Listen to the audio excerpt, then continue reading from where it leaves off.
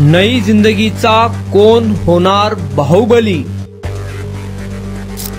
प्रभाग 20 आणि 21 मधील दिग्गज नेते आले अडचणीत.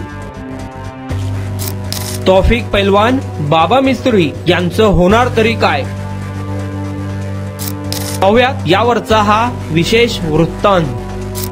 सोलापूर महानगरपालिकेच्या निवडणुकीचा ढोल वाजला आहे. राज्य निवडणूक आयोगाने अंतिम प्रभाग रचना मंजूर केली आहे. त्यामुळे आता प्रभाग रचना स्पष्ट झाल्यानंतर आरक्षण सोडतीनंतर महापालिकेच्या निवडणुकीत खरी रंगत येणार आहे. सोलापूर महापालिकेची निवडणूक प्रभाग पद्धतीने होत असून यामध्ये एकूण 26 प्रभाग असणार आहेत.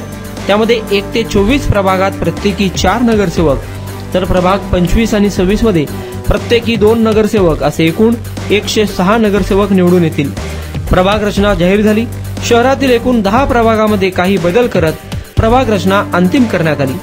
नई जिंदगी परिसरात असलेल्या प्रभाग 20 आणि 21 ला प्रभाग रचनेचा जोरदार फटका बसणार असल्याची चर्चा रंगू लागलेली आहे. तौफिक पैलवान आणि बाबा मिस्त्रीच्या बालेकिल्ल्यात जोरदार खळबळ माजणार असल्याचे बोलले जात आहे. प्रभाग 20 मधून 2017 साली बाबा मिस्त्री यांनी तर 21 मधून तौफिक शेख यांनी विजय मिळवला.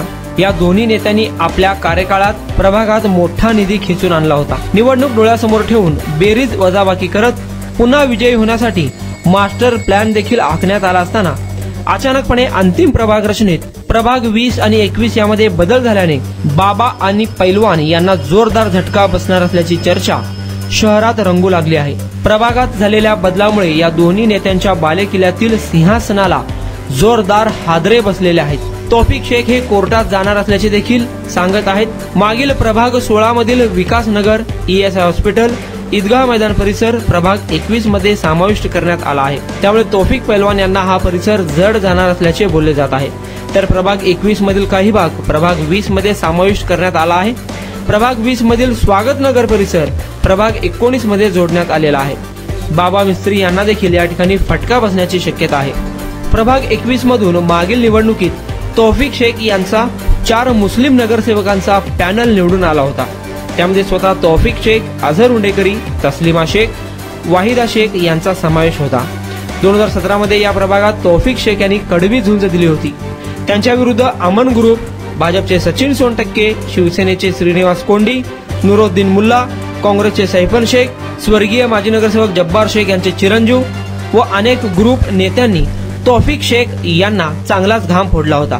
या सर्वांना धोबी पछाड करत 4ही कॅन्डिडेट निवडून आणत तौफिक शेख यांनी विजयाचा झेंडा प्रभाग 21 मध्ये फडकवला होता. पण त्यावेळी तौफिक शेख यांच्या हातात MIMचा हिरवा झेंडा हातात होता. यंदा पैलवानांनी MIM सोडलेले आहे.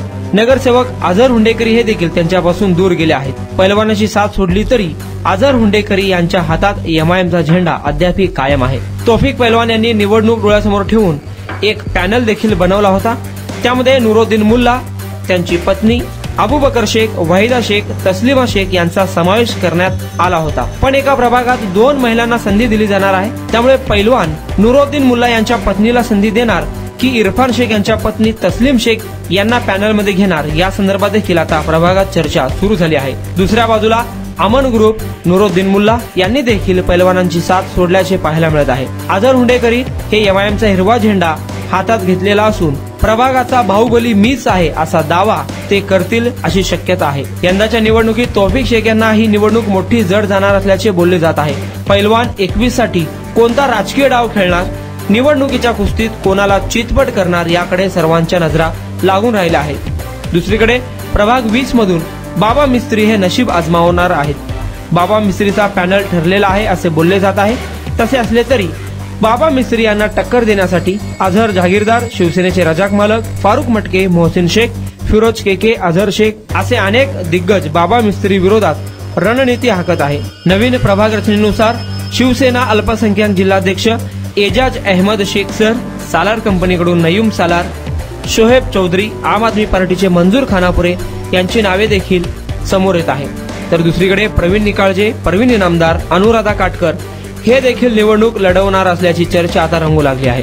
सध्या नई जिंदगी हा प्रभाग 20 आणि 21 मध्ये विभागला गेला आहे. मोठ्या प्रमाणात या ठिकाणी मुस्लिम समाजाची संख्या असल्याने मोठी लढत होईल असे मानले जात आहे.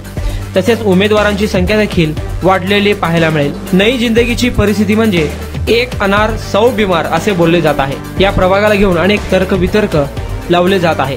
आपले अस्तित्व टिकवण्यासाठी बाबा मिस्त्री आणि तौफिक पैलवान हे दोघे एकत्र आले तर शक्ती नक्कीच वाढणार आहे, पण हा सेटलमेंट चॅलेंजिंग राहणार आहे। बाबा आणि पैलवानच्या पॅनल मधील उमेदवार काय करतील याकडे देखील लक्ष राहणार आहे। बाबा आणि पैलवानच्या पॅनल मध्ये 2 महिला येणार आहेत, त्यामुळे हे 2 महिला कोण असणार यावरून देखील मोठा घमासान नई जिंदगीत पाहायला मिळणार आहे।